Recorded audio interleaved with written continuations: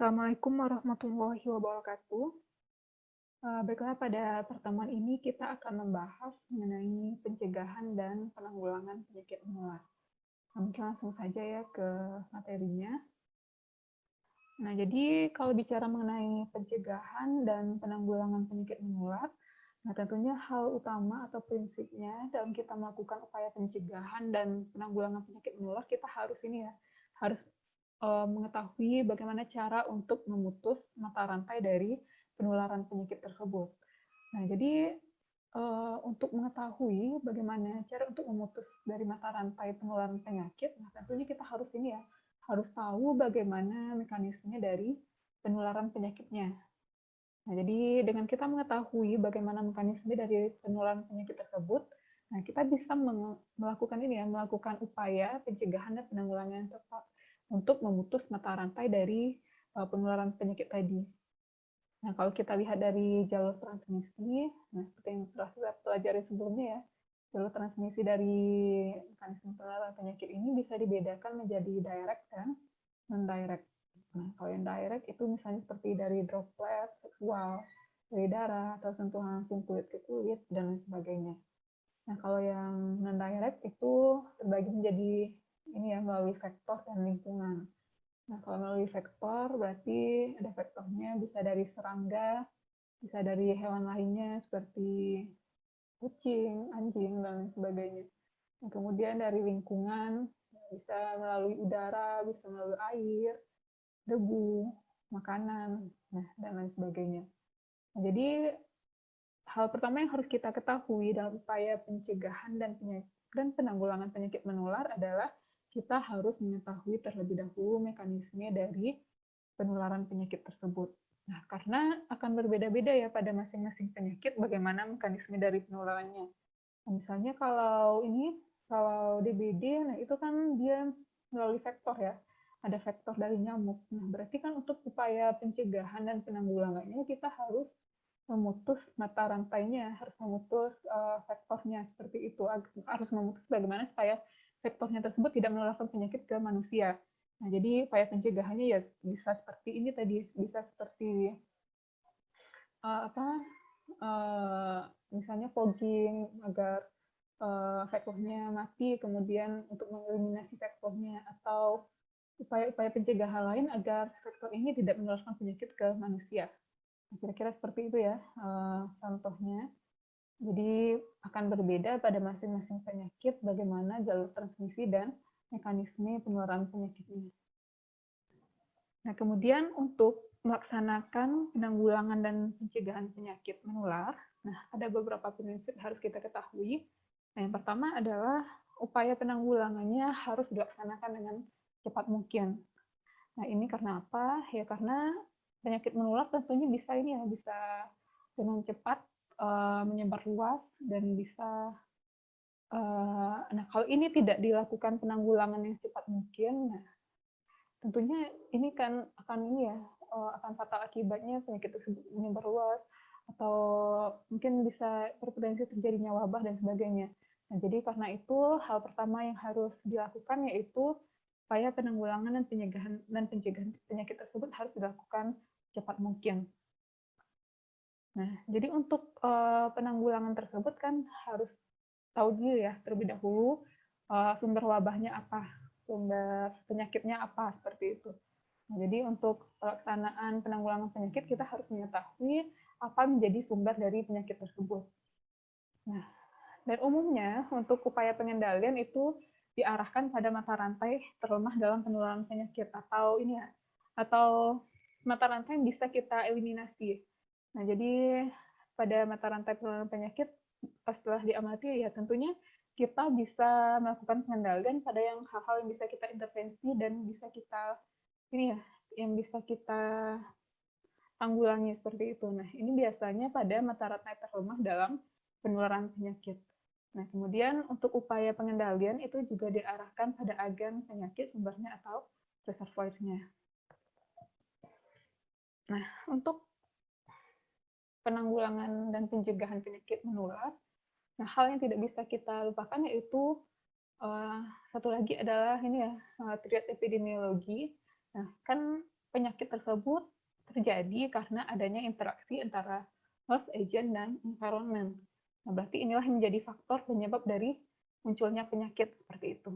Nah, jadi untuk kita menanggulangi penyakit, nah berarti kan kita harus tahu terlebih dahulu apa faktor dari agent, host, dan lingkungan yang menyebabkan penyakit tersebut bisa muncul.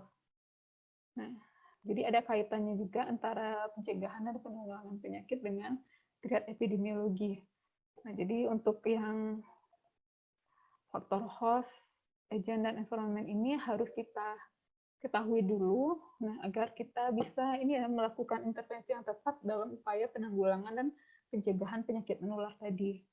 Nah, kalau untuk agent seperti yang telah kita pelajari pada minggu sebelumnya, kan ada pembagiannya, ada agent biologi, nutrisi, fisik, kimia, mekanik, dan lain sebagainya. Kalau untuk host begitu juga, untuk lingkungan, nah sudah kita pelajari pada minggu sebelumnya. Nah, untuk pada agent, nah jadi prinsip pencegahan dari segi agentnya itu ya bagaimana kita mencegah agar agent tersebut tidak berkembang dan mencegah agar dia tidak bisa menginfeksi host atau inang atau reservoirnya. Nah, contohnya kita melakukan eliminasi dengan cara dekontaminasi atau desinfeksi. Nah, contoh dari segi agent, ya jadi bagaimana kita mencegah agar agent tersebut tidak berkembang dan menginfeksi host atau inangnya. Nah, kemudian dari host, nah kalau host itu kan dari segi penjamu ya.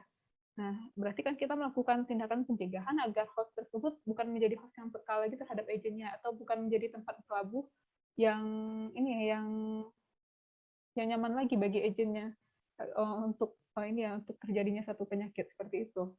Nah, jadi pada host bisa dilakukan dengan perubahan perilaku, dengan peningkatan status gizi dan lain sebagainya. Nah, selain itu untuk pencegahan penyakit menular agar dari host ini tidak menularkan ke yang lain. Nah, itu bisa juga dengan melakukan pemisahan antara individu yang sehat dan sakit, dan juga nah ini ada juga kaitannya ya dengan pencarian pelayanan kesehatan. Nah, ini maksudnya untuk agar pada host yang sudah tertular itu agar tidak penyakitnya tersebut tidak berkembang menjadi semakin parah dan sebagainya. Nah, tentu harus ada pelayanan kesehatan yang baik. Nah, kemudian untuk environment, nah ini kan berarti untuk pencegahan dari segi lingkungan, ya berarti kan kita bagaimana mengintervensi agar lingkungan tersebut dapat mencegah terjadinya perkembangan dari agent. Nah, berarti maksudnya di sini kita bagaimana menjaga agar lingkungan tersebut menjadi lingkungan yang sehat, agar agentnya tidak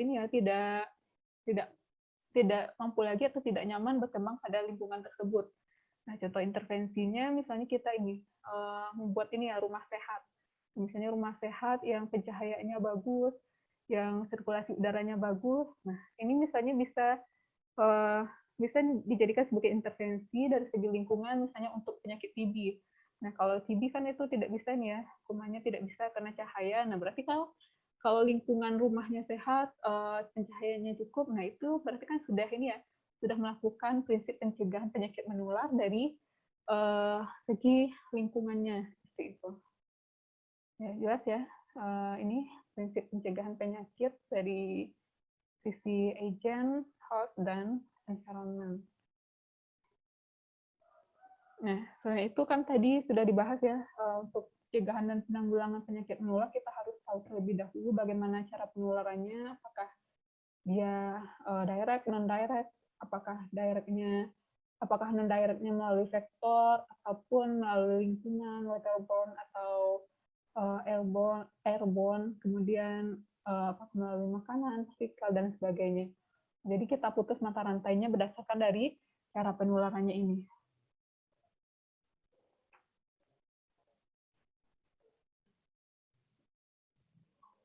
Nah, ini ada kaitannya juga ya antara pencegahan dan penanggulangan penyakit menular dengan manajemen kasus, dengan manajemen kasus dimulai dari pemeriksaan, pengobatan, perawatan, dan tindakan kekarantinaan.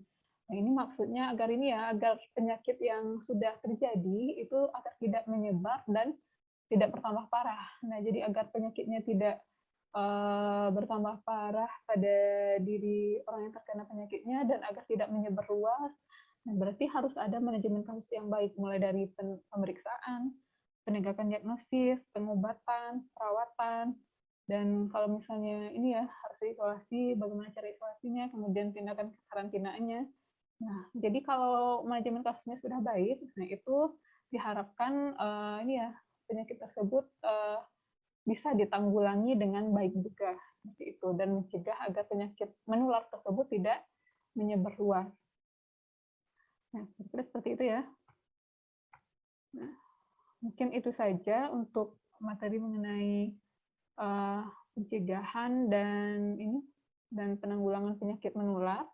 Jadi akan berbeda ya bagaimana tindakan pencegahan dan penanggulangan penyakit pada masing-masing jenis penyakitnya. Jadi intinya kita harus pertama tahu terlebih dahulu bagaimana mekanisme dari penularannya, dan kita bisa juga melihat dari sisi health agent dan environment-nya, sehingga upaya pencegahan dan penanggulangan penyakit dapat terlaksana dengan baik.